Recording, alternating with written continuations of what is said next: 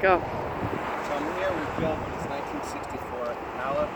We did a lot of work to this car, stripped it down to bare metal, did almost complete floors on the car. We chromed the bumpers, did a little light mechanical work, some suspension work, painted it in 2018 pearl. As you can see, the car just sparkles.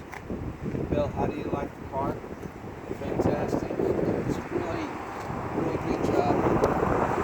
Genuine. It really needed a good quality restoration, and I've been looking for a couple of years for somebody who would actually do the time and rather say, I had many people say, "Oh, you bring it by and we'll bang it out."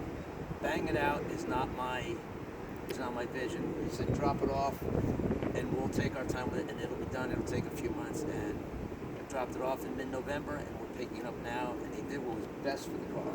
Yep. I appreciate you letting us do it. Thank you, Bill. No problem. Thank you.